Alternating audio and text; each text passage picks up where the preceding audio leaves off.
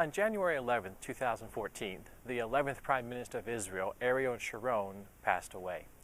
Now, what I want to talk about today is the backstory behind that story. First of all, let's talk a little bit about Sharon. He was a military genius. Since the conception of Israel being a nation in May of 1948, the military was obviously put in place immediately, and Sharon was a part of that military. Up until the time that he became ill in 2005, Israel had never faced a battle or got into war, modern-day Israel that is, without Ariel Sharon being a part of their military. He was a military genius. In fact, he spent 25 years in the military and then tried to get out to get into politics, and his exit from the military lasted exactly 1 month, because from 1948 until 1973, the 25 years he spent in service, he got out in September of 1973, and October 5th of 1973 was the Yom Kippur War. So Sharon was called back into duty, and he was placed in charge. He was in command of the southern units.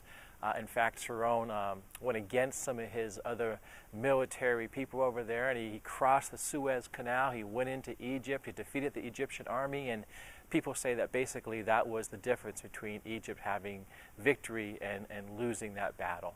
So, and what happened with that war is that the peace treaty, which is still in place today with Egypt, was the result of Sharon's effort and the battle.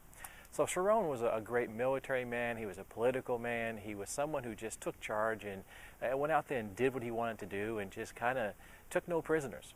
So he was the kind of man that people either loved or they hated. There really was no middle ground with Sharon. And in politics, he did the same thing. He was the kind of man who made decisions and charged forward and did what he felt was right. He was the prime minister, as I said. He was the 11th prime minister of Israel. And then in 2006, January of 2006, he suffered a stroke. He had had a small one in December of 2005, which he recovered from.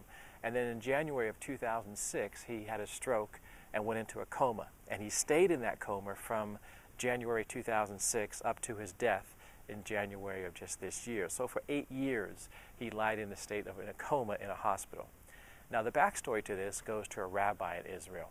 This rabbi also passed away in 2006, Rabbi Kaduri, but he was a very well-respected. He died at the age of 108. And when he passed away, there was over 200,000 people who attended his funeral.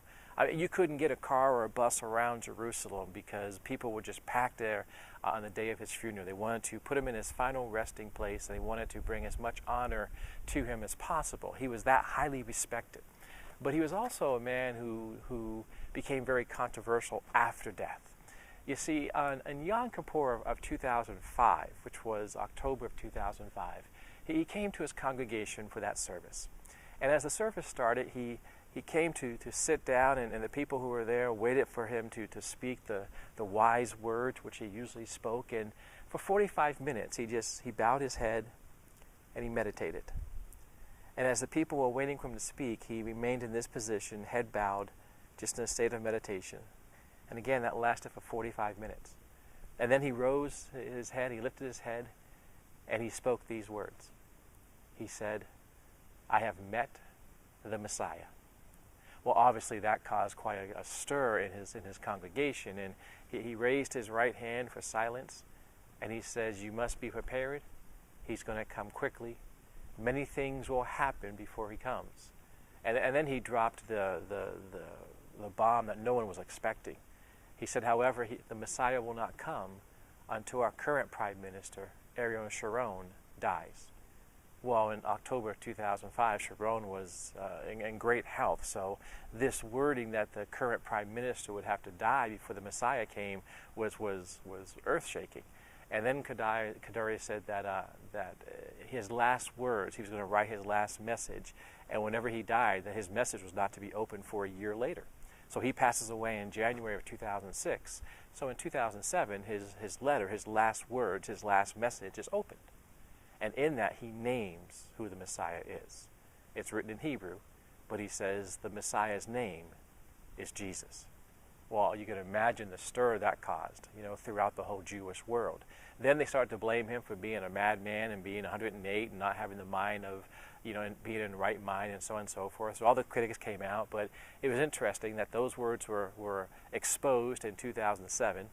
Kaduri said that he had the vision, he had met the Messiah in 2003, didn't go public with it until 2005, dies in 2006, and his words are publicly made to the world in 2007.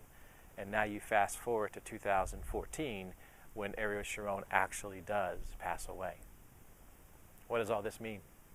Is this rabbi a rabbi who did have a vision of Jesus? Is it a modern day story of Paul on the road to Damascus? Who knows? What do you think about this? The main point behind all of this is, are you ready for the return of Jesus? Are you ready for the Messiah to make an appearance? God bless you.